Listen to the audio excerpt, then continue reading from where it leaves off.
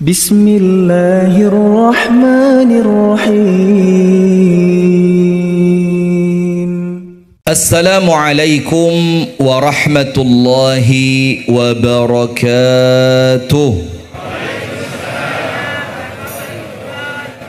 Alhamdulillah jamaah sekalian yang dirahmati oleh Allah. Alhamdulillah kita bersyukur kepada Allah di pagi hari yang penuh dengan keberkahan ini. Alhamdulillah Allah pertemukan kita kembali untuk yang kesekian kali dalam kajian rutin pimpinan cabang Muhammadiyah Kecamatan Kasembon, dalam rangka kita ingin meningkatkan iman kita kepada Allah.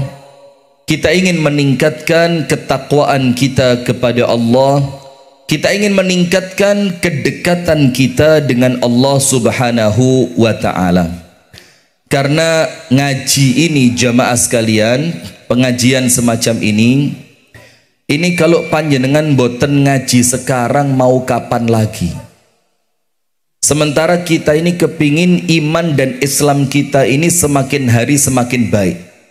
Kita kepingin iman dan Islam kita ini semakin kita mendekati kematian, kita ingin iman dan Islam ini semakin sempurna. Karena tidak mungkin iman dan Islam itu akan meningkat kalau kita tidak punya ilmu.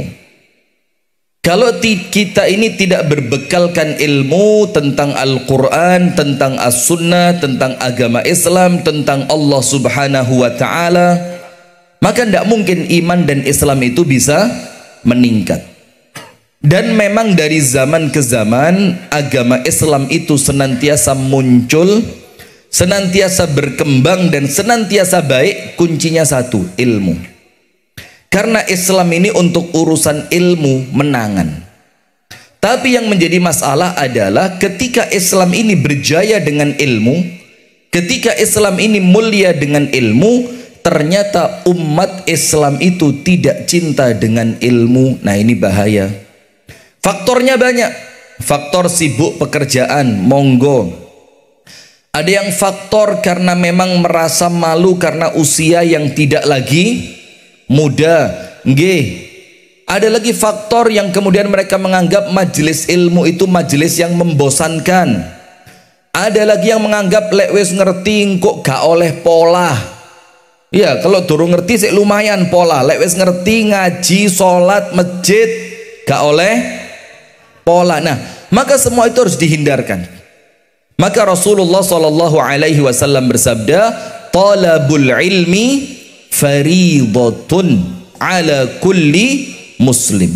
Menuntut ilmu itu wajib. Maka kita insya Allah mudah-mudahan Allah karuniakan istiqomah, Allah karuniakan senantiasa continue, tidak pernah bosan, terus mencari ilmu. Amin ya rabbal alamin. Salawat beriring salam semoga tercurahkan kepada uswah kita, Nabi besar, Nabi agung, An-Nabi Muhammad sallallahu alaihi wasallam.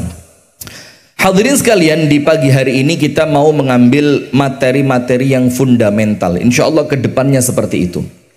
Kita tidak mau ambil materi-materi yang kedukuran, jelimet, karena kita kepingin umat ini ketoto dari pondasinya. Umat Islam ini bisa ketoto mulai perkara-perkara prinsipnya. Ibu-ibu yang di belakang, suara saya dengar bu? Yang betul saya jerit-jerit santai mawon, lihat. Sudah. Kita ingin menjadikan umat Islam ini ketoto mulai pondasi ini api. Maka pondasi itu kan adalah selamat atau tidak selamatnya bangunan kan. Kalau pondasinya kokoh, insya Allah besar kemungkinan pondasi yang kokoh itu akan menyelamatkan bangunan. Nah, maka mulai hari ini insya Allah sampai ke depan kita akan belajar materi-materi yang fundamental. Fundamental itu perkara-perkara yang prinsip, ringan, dasar, tapi umat Islam wajib ngerti. Jadi ilmu itu Pak, ada yang namanya ilmu fardu ain, ada yang namanya ilmu fardu kifayah. Kalau ilmu yang fardu ain itu setiap umat Islam wajib ngerti. Wajib ngerti. Ketika panjenengan meninggal dunia dalam keadaan boten ngerti, panjenengan dihukum oleh Allah karena itu. Karena ilmunya ilmu fardu ain. Fardu ain. Contohnya apa? Ilmu tentang rukun iman dan rukun Islam. Ilmu tentang syahadat, sholat, zakat, puasa, haji. Kalau zakat dan haji itu wajib dipelajari oleh orang yang wajib melaksanakannya. Orang yang sudah wajib zakat wajib ngerti ilmu tentang zakat. Orang yang sudah wajib haji wajib ngerti ilmu tentang haji. Maka ilmu rukun iman, ilmu rukun Islam itu namanya ilmu fardu kifayah. Maka panjenengan sedoyo kedah ngerti, kedah ngelmuni. Kemudian ilmu fardu kifayah. Apa ilmu fardu kifayah? Yang tidak semua orang Islam kudu ngerti. Contoh, ilmul mawarith. Ilmu tentang waris. Tidak harus semuanya ngerti. Kalau sebagian dari kaum muslimin dengan jumlah yang cukup telah memadai, maka gugur kewajiban untuk yang lainnya. Seperti ilmu-ilmu duniawi, ilmu kedokteran, ilmu arsitektur, ilmu bikin bom, buat ngebom. Israel kata Frans. Ngerti Israel Frans? Ini murid SD Muhammadiyah ngerti Israel. Masya Allah. Sudah? Maka itu ilmu fardu kifayah. Maka sekarang kita akan memulai pengajian kita dengan ilmu-ilmu yang fardu ain. Nah, di pagi hari ini kita akan belajar tentang sholat. Begini jamaah, sholat ini adalah satu di antara 5 rukun Islam. Dan ketika panjenengan memahami kalimat rukun, rukun Islam, itu maka ketika ditinggalkan dengan kesengajaan salah satu di antara 5 rukun Islam ini, maka orangnya jatuh pada posisi kafir. Ketika dia mengingkari salah satu di antara 5 rukun Islam tadi. Misalkan ada orang sudah syahadat tapi gak gelem sholat. Padahal rukun Islam itu bukan cuma syahadat tok, tapi apa? Syahadat, sholat, zakat, puasa, haji. Dia sudah syahadat, asyhadu an la ilaha illallah wa asyhadu anna muhammadan Rasulullah, tapi gak gelem sholat. Dan tidak mau sholatnya itu bukan sekedar males, tapi tidak mau sholat karena dia mengatakan sholat ngono ora wajib, sing penting eling. Karena Gusti Allah itu mengingatkan wa aqimis sholata lidzikri, dan dirikanlah sholat agar kalian ingat kepadaku. Lalek wis eling buat apa sholat? Betul apa betul? Salah. Nah, maka orang yang mengingkari wajibnya sholat kafir. Jadi orang yang punya keyakinan sholat itu tidak wajib, orangnya apa? Kafir.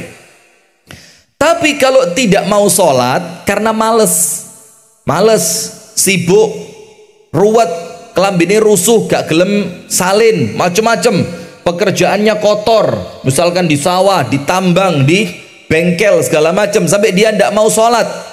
Tapi bukan mengingkari wajibnya sholat, atine ngerti sholat ngono jane yo wajib, tapi aku kok angel kate sholat, mosok salin dhisik, adus dhisik, wis males lah, akhirnya ndak sholat. Maka ini orangnya fasik. Orangnya apa? Fasik. Dan dikatakan oleh Al-Imam Asy-Syafi'i, keduanya dihukum. Hukumannya sama, pancung. Gulune di pedot. Enteng banget, gak usah susah-susah. Gulune di pedot. Mau yang meninggalkan karena mengingkari wajibnya sholat, atau yang meninggalkan sholat hanya karena kemalasannya, itu kalau pemerintah itu tegas menggunakan hukum syariat Islam yang benar, maka keduanya dihukum pancung. Nah, maka kalimat rukun ini jamaah, kalau ditinggalkan dengan keyakinan itu tidak wajib, maka menjadikan orang itu jatuh pada kekufuran. Berarti berat atau ringan? Berat. Bu, sholat nggih? Kalau bapak-bapak sholat semua ini ketoro, wajahnya wajah sejadah semua ini, Wajahnya karpet semua ini, karpet masjid, karpet musola.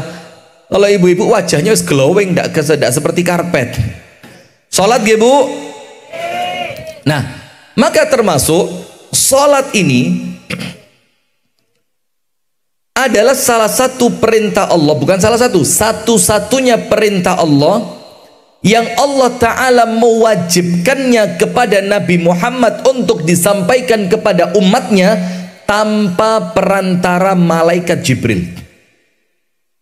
Semua perintah yang lain lewat malaikat Jibril. Perintah zakat ayatnya turun lewat malaikat Jibril. Perintah haji ayatnya turun lewat malaikat Jibril. Perintah puasa ayatnya turun lewat malaikat Jibril. Dan semua perintah-perintah yang lain, termasuk perintah berhijrah, termasuk perintah perang, termasuk perintah untuk bersikap jujur, amanah, itu semua perintah turun dalam Al-Quran melalui perantara malaikat Jibril, kecuali satu, sholat.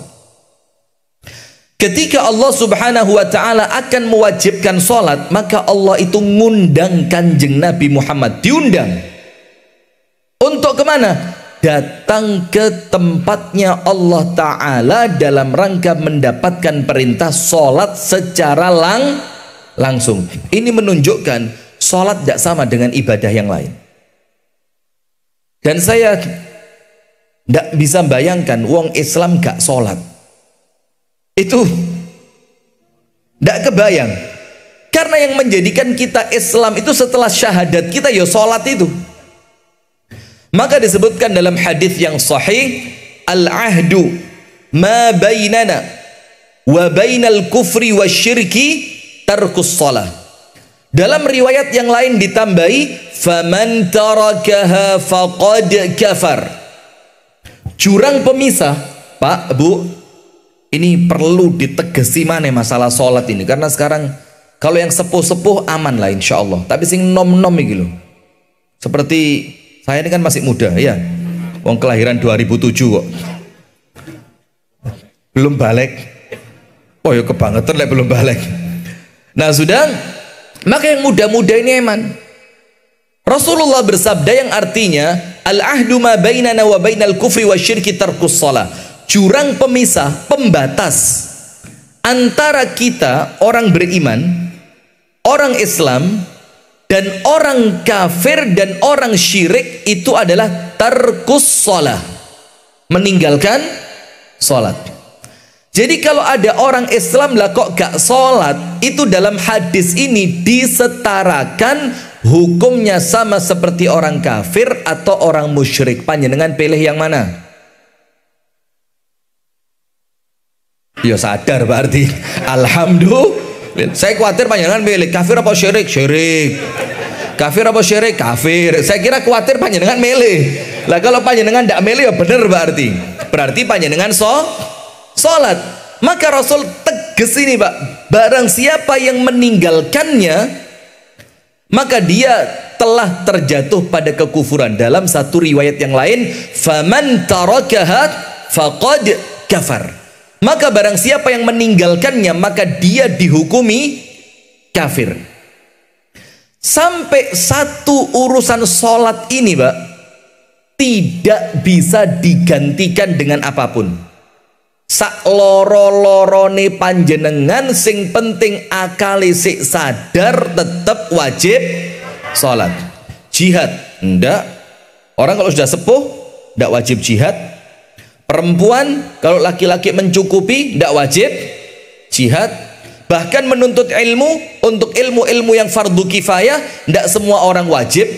Tapi urusan sholat Allah tidak peduli. Kabeh pokok muslim wajib sholat. Akalesa sadar. Bahkan apa? Panjenengan tahu? Semua perintah agama ini kalau kita belum balik, kena apa enggak? Kena perintah enggak kalau belum balik? Enggak kena, kecuali apa? Sholat. Sholat itu umur 7 tahun, balik napa dereng? Belum. Tapi Rasulullah mengatakan apa? Muru auladakum bis salati wa hum abna'u sab'i sinin. perintahkan anak-anak kalian, entah laki-laki ataupun perempuan, untuk mendirikan sholat ketika umurnya sampai 7 tahun. Lek wedok jilbaban durung wajib sholat wis dikongkon. Tujuannya apa? Ta'widh. Apa ta'widh itu?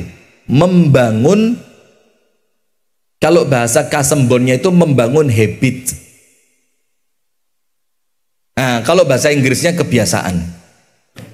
Ya, supaya kebiasaannya terbangun mulai kecil. Bahkan ketika dia sampai 10 tahun belum balik. Ketika dia sampai 10 tahun, keumuman orang-orang 10 tahun itu belum balik. Disuruh apa? Lek gak gelem sholat. Wadribuhum 'alaiha wa hum abna'u 'ashrin, dan pukullah dia untuk meninggalkan sholat tadi ketika umurnya sampai 10 tahun. Maka Imam Syafi'i bilang apa? Lawang arek cilik gak gelem sholat umur 10 durung balik oleh digepuk. Lo mosok sing wis,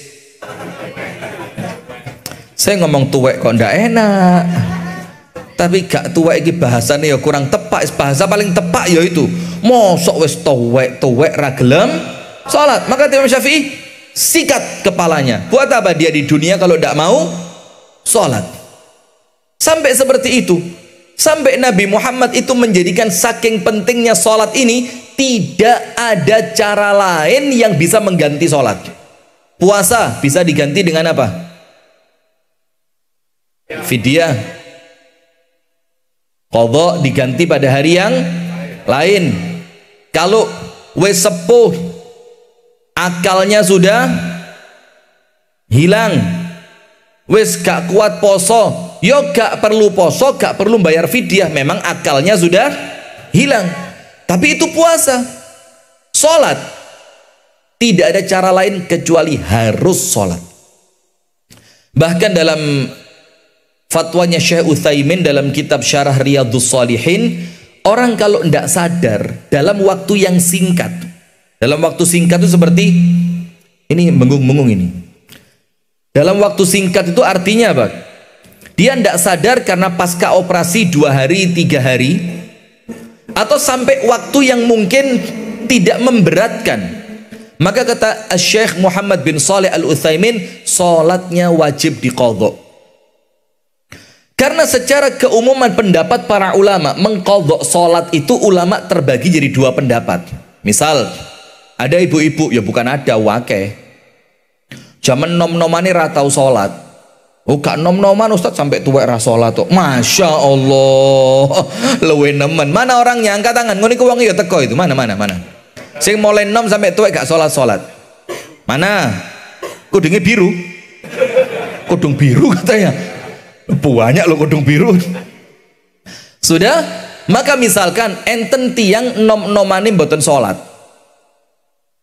Terus kemudian setelah nikah tobat, mulai ajak sholat, maka para ulama terpisah jadi 2 pendapat. Ada sebagian ulama yang mengatakan wajib diqadha. Hitungan pirang tahun sampean gak sholat, hitungan pirang tahun sampean gak sholat, karena sholat itu tidak ada pilihan lain. Sementara ulama yang lain mengatakan tidak wajib qadha, karena qadha itu hanya untuk puasa, tapi wajib tobat kepada Allah taubatan nasuha, dan sholatnya tidak boleh lagi ditinggal, dan sebagai kafarahnya memperbanyak sholat sunnah. Faham guys? Sing nom-nomane boten sholat, pundi sing nom-nomane boten sholat, napa sampai saat ini dereng sholat? Nah, maka panjenengan pilih yang qadha atau tobat tok?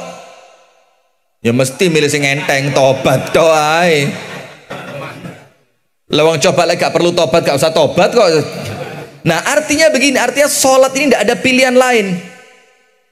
Sampai kemudian ketika ada orang-orang yang zaman mudanya dulu tidak sholat, itu sebagian ulama bilang apa? Disuruh mengqadha, karena sholat itu gak bisa dijoli.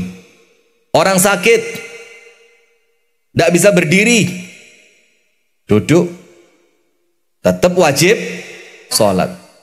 Tidak bisa duduk, berbaring, tetap wajib sholat. Tidak bisa dalam keadaan berbaring sempurna. Wes sak kenee. Sampai para ulama mengatakan pada titik terakhir yang penting orangnya masih sadar. Bagaimana caranya?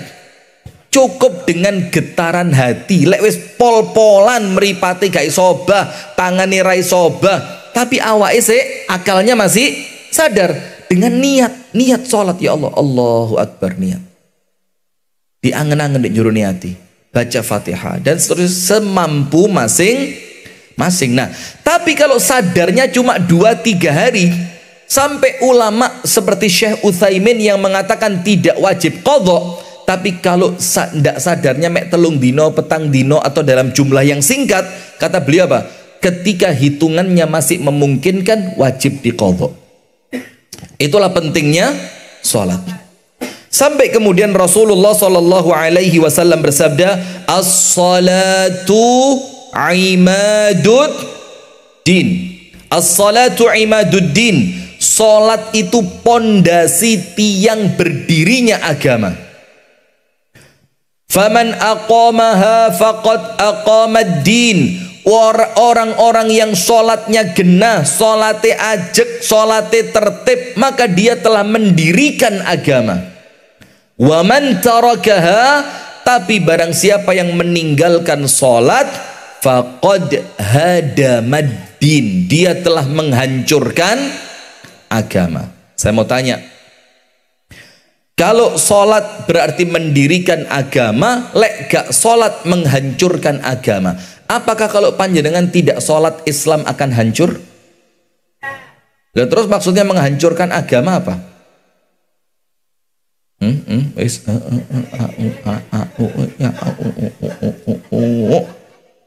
Apa maksudnya? Barang siapa mendirikan maka dia mendirikan agama, barang siapa meninggalkan maka dia menghancurkan agama. Maksudnya mendirikan dan menghancurkan agama di dalam diri orang tersebut. Nah, pintar sebelah sana tadi ada yang jawab begitu, ketoro murid Ustaz Rifki yuk. Nah sudah, maka kalau orang tidak sholat, di dalam dirinya agama iku remuk, ajur, bobrok, rusak.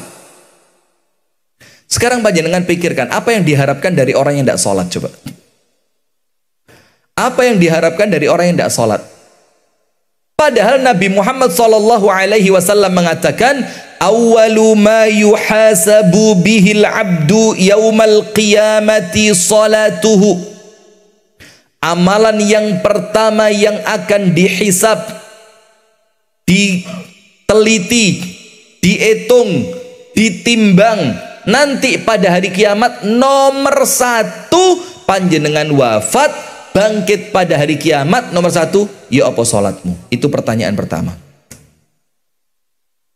Allah mengatakan kepada para malaikatnya, ceken sholati, deloen sholati, kontrolen sholati. Maka kalau rapotan gitu, itu di halaman pertama rapot tentang sholat. In saluhat saluha sairu amalihi. Kalau sholatnya ternyata dicek lah kok api, alhamdulillah, maka semua amal yang lain Allah mengatakan wis rasa dihitung, jelas api, jelas api. Tapi kemudian wa in fasadat, tapi kalau ternyata di halaman pertama ngecek tentang sholat itulah kok sholatnya elek, sholatnya bolong, betapa bolong, gak belas oh. Bolong apa gak belas? Bolong apa gak belas? Bolong ya, bolong. Wis ngaku aja lah, normalnya bolong lah. Kadang-kadang dijak konco sholat ya, sholat kan sungkan tok ah. Masa enek kancane ra sholat kan ya gak pantes. Sudah. Misalkan dilihat pada halaman pertama, lah kok ternyata sholatnya apa? Rusak. Apa Allah mengatakan kepada para malaikatnya? Lihat nih rasa dihitung, jelas elek kabeh. Maka dari hadis ini, para ulama itu mengambil satu kesimpulan. Kesimpulannya begini. Ada orang uripe ruwet. Uripe ruwet. Seperti siapa? Ustadz bagus, mulih gak sama wis kafaratul majelis ya. Lah uripe ruwet kayak ustadz. Peh renek sungkane belas. Masya Allah, lo kayak ustadz. Coba dicari yang ngomong siapa tadi. Lo. Misalkan ada orang uripe ruwet, pekerjaan ruwet, rumah tangga rawat, bertetangga rawat, urusan utang piutang rawat, wes pokok semuanya ruwet kabeh. Apa yang terjadi? Maka dia ketika dia ingin memperbaiki satu demi satu bingung, iki dandani mulai sing didhisik iki. Ini dimulai dari mana saya memperbaikinya? Para ulama mengatakan ibda bi islahi salatika aslahallahu ma baqiya. Ibda bi islahi salatika aslahallahu ma baqiya. Awali dengan memperbaiki salat dhisik. Nanti yang lainnya Allah akan perbaiki satu persatu dengan caranya Allah. Panjenengan tinggal fokus salat totok sing api. Nggih napa nggih? Nah, maka urusan salat ini ya Allah, panjenengan kalau meninggal dunia naudzubillah, sampai ada pendapat wong sing gak salat gak oleh disolati. Orang yang gak salat gak boleh disolati. Kalau pakai pendapat yang orang tidak sholat itu dihukumi kafir, maka tidak boleh dikubur di kuburannya umat Islam. Kubur sana loh, kelut. Ya, pucuknya kelut. Atau ya pasuruan gitu diuncalin nang kawah kelut. Dijadikan apa? Dijadikan tumbal. Masya Allah, lo kok tego era mbek wong Islam loh. Ini kan pendapat yang mengatakan kalau meninggalkan sholat jatuh kafir. Maka untuk urusan sholat ini jangan dipakai untuk yang macem-macem. Wes talang gayo sing atos sing abot menisan, supaya orang Islam itu tidak meremehkan sholat. Nah, maka para ulama mengatakan apa? Awali dengan memperbaiki sholatmu. Wes talang api ono sholatmu, api ono sholatmu. Maka para sahabat Nabi di zaman Nabi dulu, ada masalah apapun datangnya kemana? Masjid. Sholat. Wes masalah ya apa ya, sing kakean utang, nunggu di masjid. Sholat nunggu. Konangan Kanjeng Nabi ini apa? Kancamu kerja kok sampai nangis di masjid. Dibilang, ya Allah, duyunun ghalabatni, kakean utang. Rasulullah bilang apa? Yo, diajari doa. Tapi setelah berdoa ya dikon kerja. Lu mosok ndonga tok. Iya.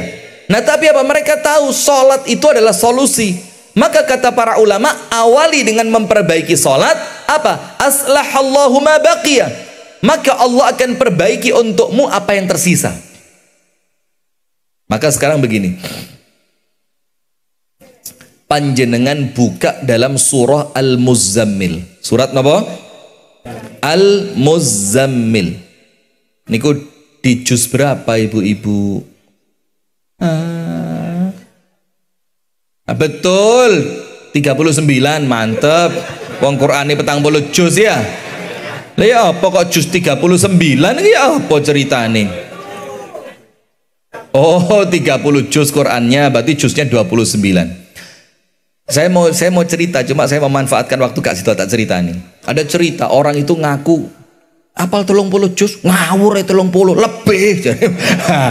itu ada cerita itu, cuma bukan sekarang waktunya, nanti. Jadi ada orang apal Quran gitu kan, koncone iki saking cedeke banggane kancane sing apal Quran tadi. Terus ditanya sama orang lain, koncomu iku apal 30 juz, ngawur ae. Lebih lek 30 juz ae. Nah, ini model-model begini di Kasembon enak insya Allah. Ini model batu. Sudah, bismillah. Kita lanjutkan. Panjenengan, loh ya serius ini Pak, kisah nyata ini. Orangnya masih hidup sampai sekarang. Karo-karo nih si urip. Sudah. Dalam surah Al-Muzammil panjenengan cek. Jadi Al-Quran itu keturunkan 5 surat yang pertama apa? Ayo. Nomor 1 Al-Alaq. Nomor 2 Muzammil dulu, Al-Muzammil. Nomor 3 Muddathir. Nomor 4 bingung, Al-Qalam. Nomor 5 Al-Fatihah. Nomor 5 apa? Al-Fatihah. Pertanyaan, kenapa secara urutan nomor 5 kok di Quran nomor 1?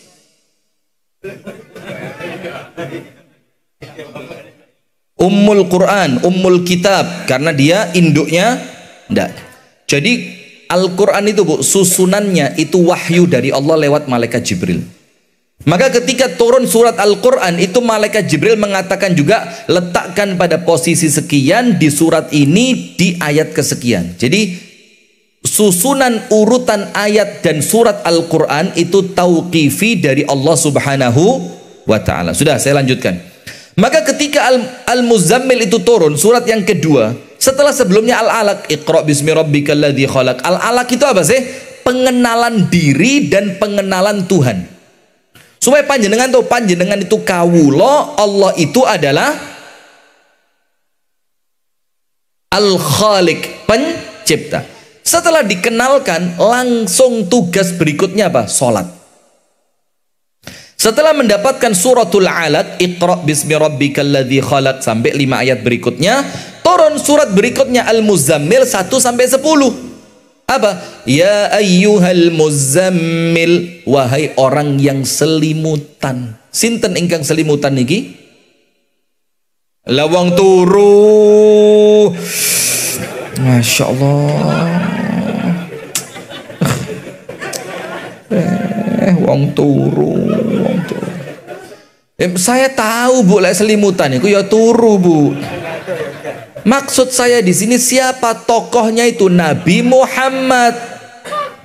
Setelah turun Al-Alaq, apa keadaan Nabi Muhammad? Greges, menggigil, kedinginan, ketakutan. Sampai Nabi Muhammad itu apa? Selimutan. Nah, ketika selimutan tadi oleh Allah dipanggil, ya ayyuhal muzammil, wahai orang yang menggunakan, apa perintahnya Allah? Qumil laila illa qalila nisfahu awinqus minhu qalila awzid alaihi warattilil qur'ana tartila inna sanulqi alaika qawlan thaqila. Allah bilang, wahai orang selimut, bangun, kum. Bangunnya bukan bangun ke sawah, bukan bangun ke kantor, bukan bangun ke warung amanah, enggak. Qumil laila, bangunlah di waktu malam. Disuruh apa? Salat.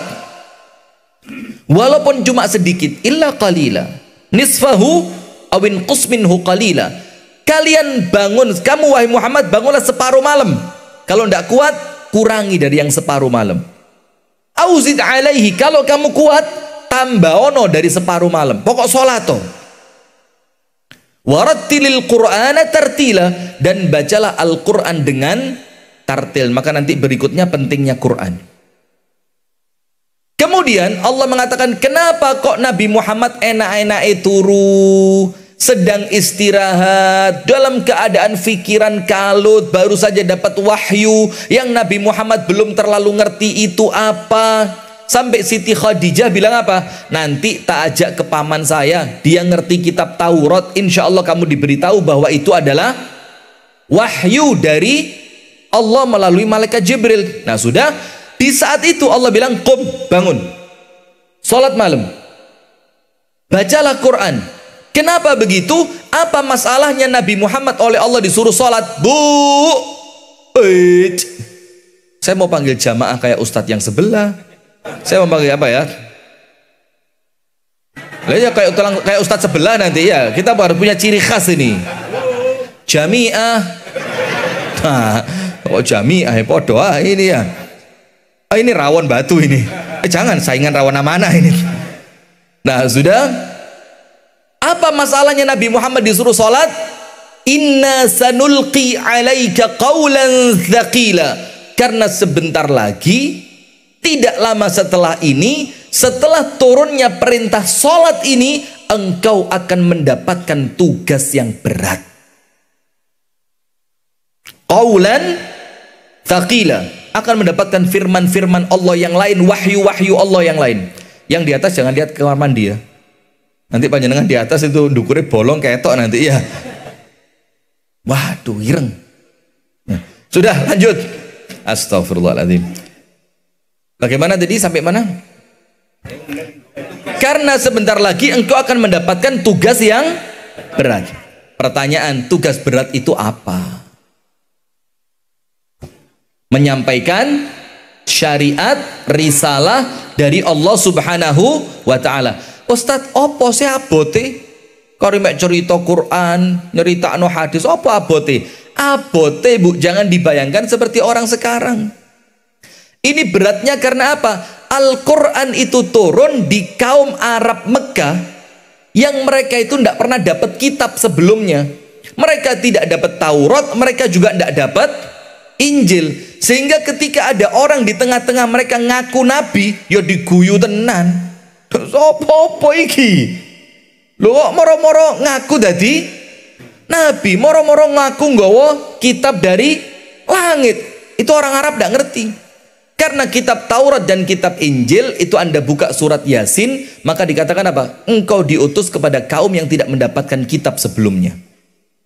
Nah, maka berat. Berat yang kedua karena apa? Mungsuhe abot-abot.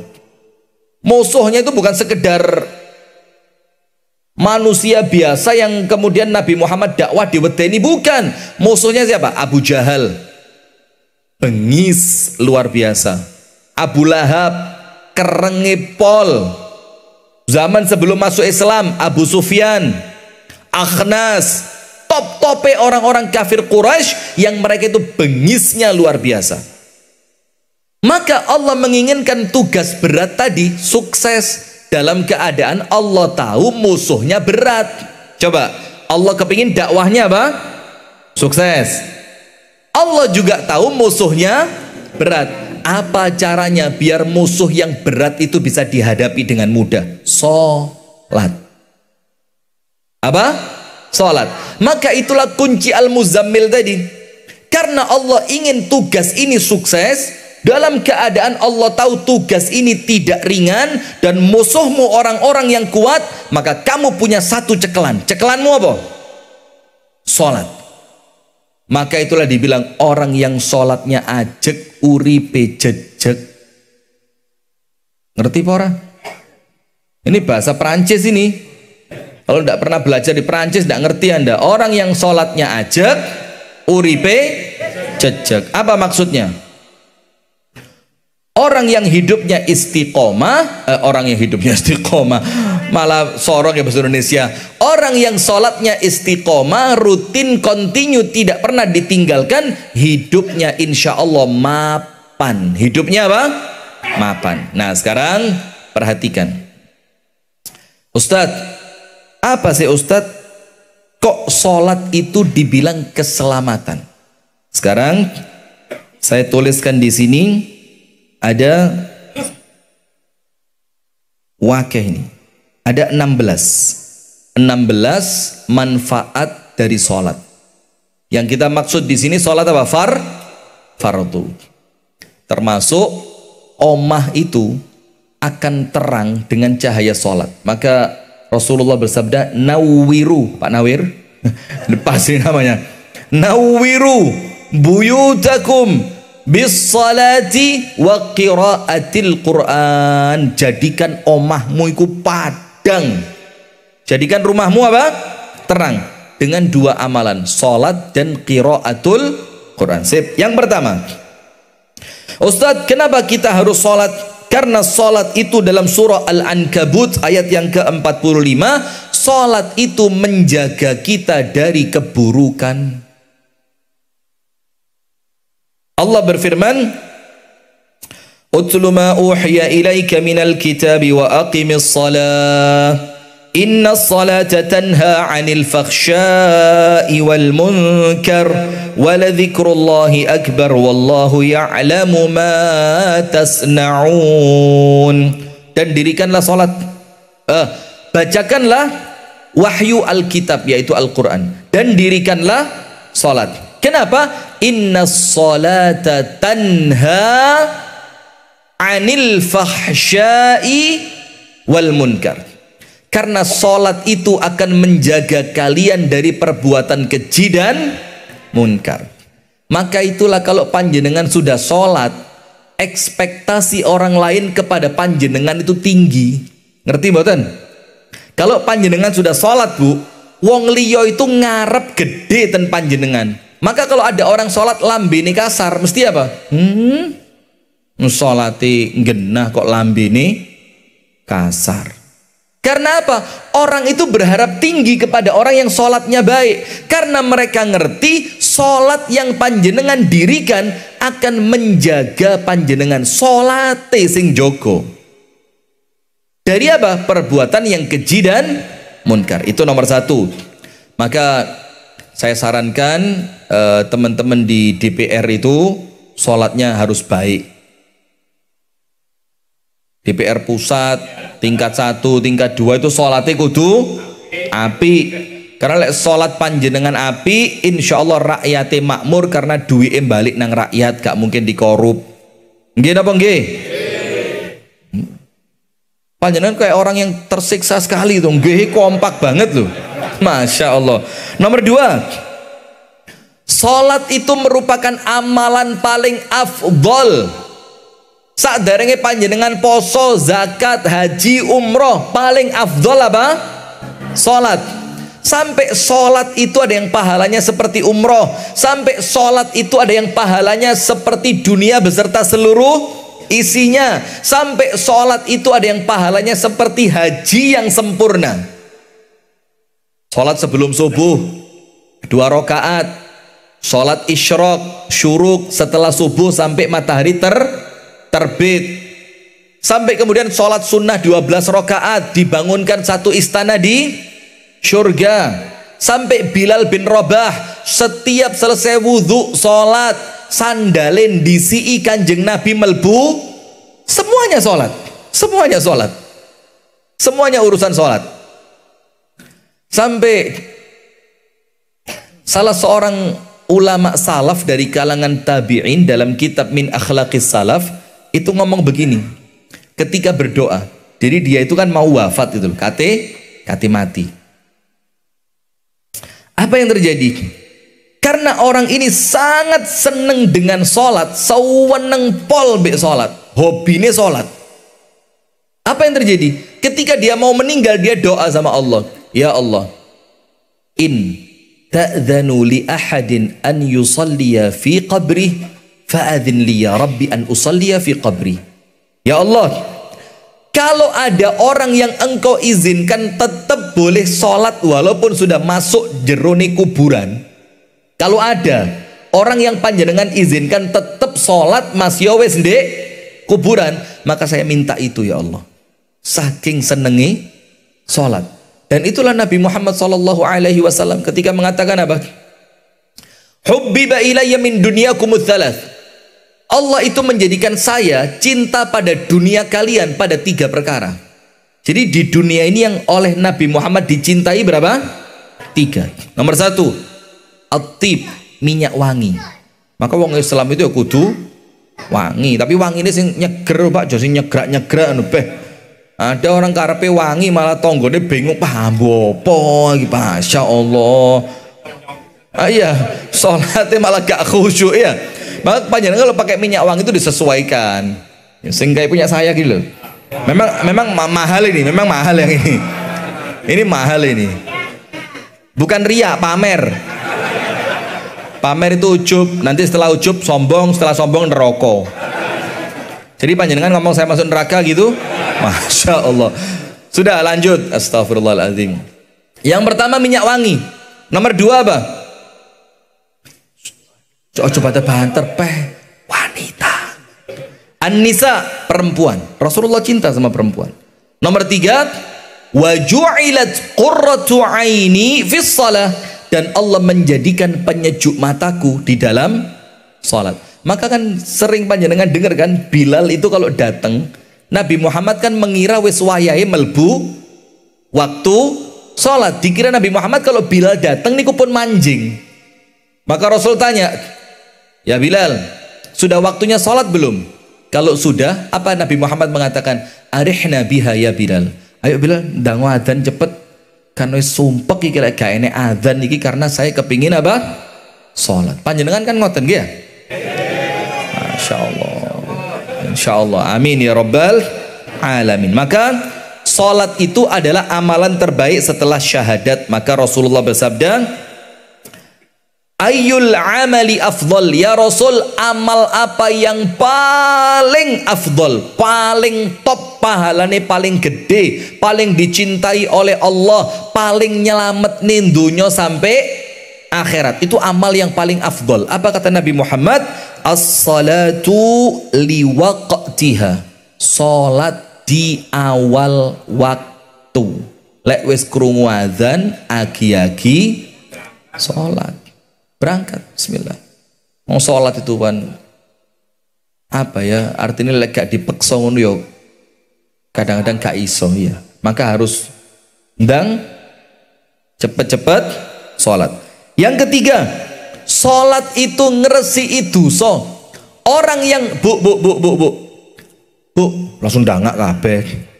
Panjenengan kersa umroh nggih daftar. Nggih ya? Loh mosok salah. Mosok saya mau tanya tukang es teh juga. Es teh mus entek. Ayo kan enggak kan? Nah, sudah. Maka sholat ini adalah penghapus dosa. Kalau ada orang meninggal dunia, sholatnya api, maka insya Allah tidak usah ditangisi. Kenapa? Dosane wis entek. Dosane sampun telas. Kenapa? Karena satu sholat menuju sholat yang lain itu kafaroh. Kafaroh ini apa bu? Busa, penghapus dosa. Subuh ke zuhur. Maka antara subuh sampai zuhur itu oleh Allah dosa panjenengan dihapus karena zuhurannya tepat waktu. Zuhur ke asar, antara asar ke zuhur itu Allah hapus dosanya dengan sholat asar. Asar, maghrib, isya, subuh. Maka 5 sholat tadi satu dengan yang lainnya itu penghapus dosa diantaranya. Maka lek bolong, ya enek sing gak dibusek. Maka kalau panjenengan sholati tertib, maka dalam satu hari dosa panjenengan entek belas. Allahumma amin. Rasulullah bersabda, "Mathalus shalawatil khamsi kamathali nahrin jarin ghamrin ala babi ahadikum yaghtasilu minhu kulla yawmin 5 marratin fahal yabqa lahu danasun." Atau dalam riwayat daronun begini. Sholat 5 waktu itu kata Nabi Muhammad seperti apa? Sungai besar yang airnya jernih mengalir deras di depan pintu rumah salah seorang di antara kalian. Jadi depan pintu rumah enten sungai, airnya jernih mengalir deras, masya Allah, seger. Setiap hari panjenengan adus ping 5. Rasul tanya, sik rusuh gak awake kira-kira? Sedino adus ping 5. Para sahabat bilang, yo ndak mungkin kotor Nabi, yo mesti awake resi. Apa kata Nabi Muhammad? Dzalika mathalus shalawatil khams. Itulah salat yang 5 waktu. Jadi orang kalau salatnya tertib meninggal gak usah ditangisi. Iya, karena dosanya sudah habis. Yang keempat, salat adalah cahaya dunia akhirat bagi orang yang melakukannya. Man hafadha 'alaiha kanat lahu nuran wa burhanan wa najatan yaumal qiyamah. Barang siapa salating genah, ini haditsnya sahih, panjenengan lihat. Maka salat itu akan menjadi nuron. Nur apa? Nur panjenengan nur syahid. Alhamdulillah, masya Allah. Maka sholat itu kata Nabi Muhammad nur, cahaya. Wa burhan, sholat itu akan menjadi bukti keimanan. Maka orang kalau gak sholat, bukti imannya apa? Takoni malaikat, man robbuka, Gusti Allah. Ngawur, gak tahu sholat kok Gusti Allah. Ganti sholatmu. Loh yo Ya apa yo? Tapi pangeranku Gusti Allah gak iso, gak salat. Tuduh malaikat. Tok. Nauzubillah min dzalik. Burhan, salat itu apa? Burhan. Enten namanya Pak Burhan? Loh, Masya Allah. Loh kok lengkap gini? Saya nyebut satu lagi enek mana iki? Bukti keimanan pada hari kiamat kelak. Wa najatan. Najah ada namanya najah? Raine. Najah ada? Tidak ada ya. Dan keselamatan pada hari kiamat. Tapi barang siapa yang tidak menjaganya, dia tidak akan mendapatkan cahaya, tidak ada bukti keimanannya, dan tidak akan selamat pada hari kiamat. Ayo Pak, Bu, mumpung tasih gesang, mumpung masih hidup, kapan malih? Ayo bismillah, sholat di Joko. Yang berikutnya, sholat adalah faktor terbesar seseorang masuk ke dalam surga dan dados rencangi Kanjeng Nabi Muhammad di surga. Salat sampun subuh pinten rakaat? Namung kalih mboten qobliyah. Oh nggih, subuhnya. Ya betul. Ini ya enak cerita mana ini? Tapi tidak usah saya ceritanin, tek waktunya cerita tok. Rasulullah sallallahu alaihi wasallam bersabda, "Kuntu abitu ma'a Rasulillah." Ini dari sahabat yang bernama Rabi'ah ibnu Ka'ab. Sinten namine? Rabi'ah bin Ka'ab. Dia mengatakan, "Kuntu abitu ma'a Rasulillah sallallahu alaihi wasallam. Fa'ataituhu biwudhu'ihi wa hajatihi faqala li sal. Faqultu as'aluka murafaqataka fil jannah. Qala aw ghaira dhalika." Ada Rabi'ah ini datang ngancani Kanjeng Nabi safar. Ketika itu Rabi'ah mengambilkan air wudhu untuk Nabi, plus kebutuhan-kebutuhan yang lain oleh Rabi'ah disiapkan. Dados Rabi'ah niki khodimnya Kanjeng Nabi, pembantunya Nabi Muhammad. Ketika air wudhu disiapkan, Frans serius sekali Frans, Masya Allah. Ini calon murid teladan nih, calon penerus bangsa. Mau jadi presiden Frans? Insya Allah pantas ini, luwe pantas iki timbang liyane. Lanjut. Maka kata Rabi'ah, ketika saya tidur, kemudian saya bangun, saya lihat Nabi Muhammad mau sholat, saya siapkan air wudhunya, saya siapkan keperluan-keperluannya, tak cekelne sandale, tak cekelne moci teko tempat air wudhunya. Setelah semuanya selesai, Nabi Muhammad mengatakan sal. Jalu tak kei. Dikira Nabi bakal jalu apa? Mercy, jalu Alphard, Pajero, panas jopo jero. Apa lagi? Dikira mau minta dunia, ternyata mintanya apa? As'alu murafaqataka fil jannah. Saya minta satu Kanjeng Nabi, minta apa? Loh, ini kok sudah keluar sotonya? Jam piro sih?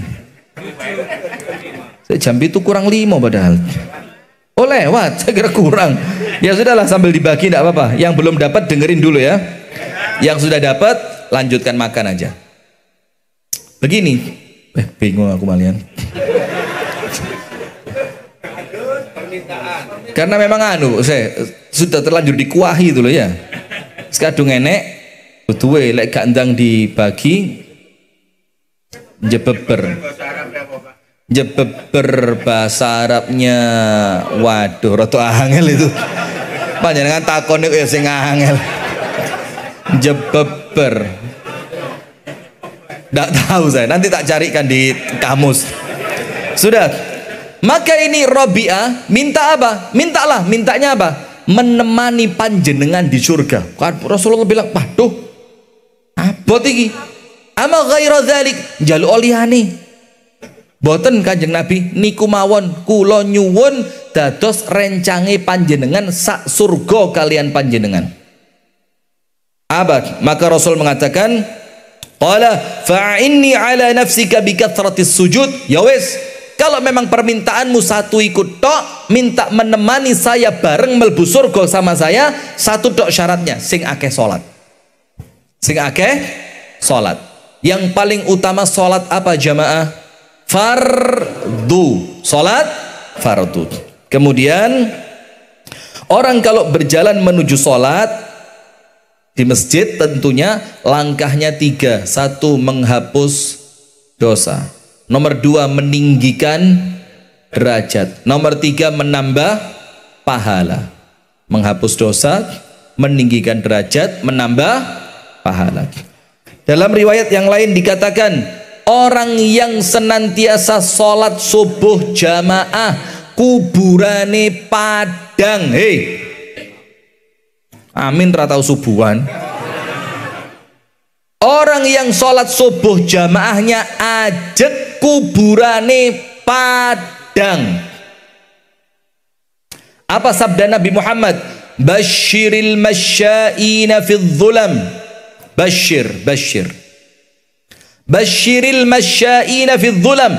Berikan berita gembira kepada orang yang berjalan di gelapnya waktu subuh.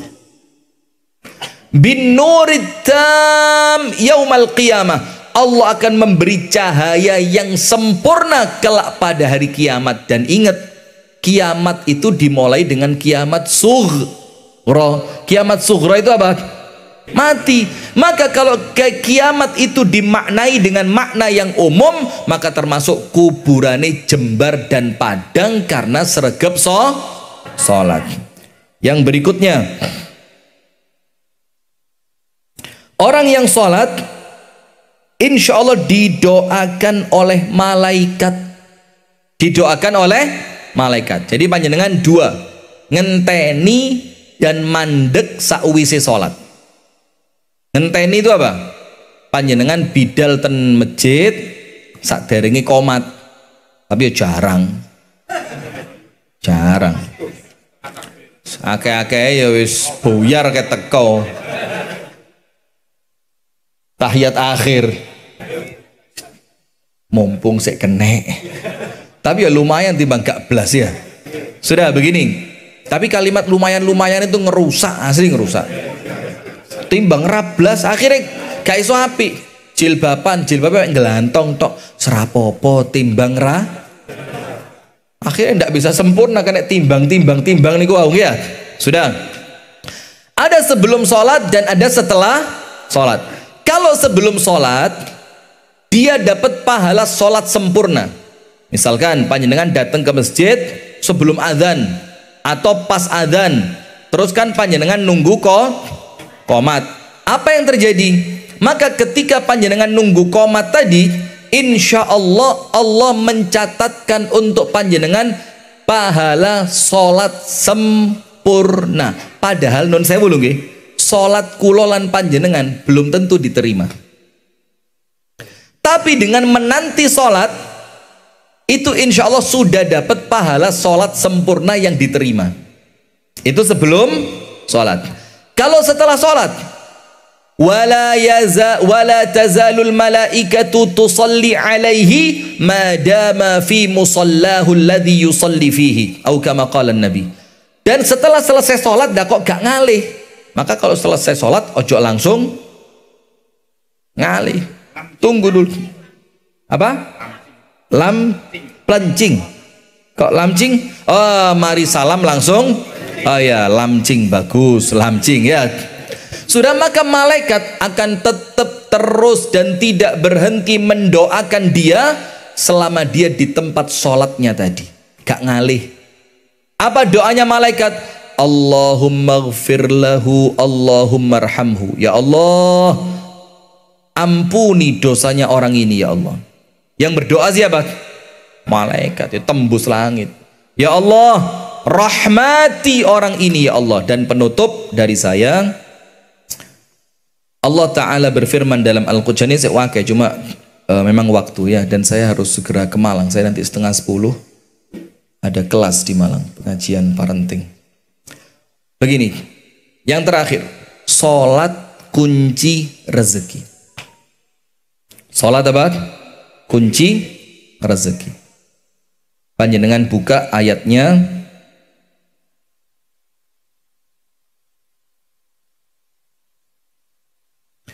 dalam surat Toha ayat 132. Surat Toha ayat berapa? 132. Wa'mur ahlaka bis-salati wastabir 'alaiha la nas'aluka rizqan nahnu narzuquk wal 'aqibatu lit-taqwa. Surat napa? Toha ayat pinten? Panjenengan cekeli.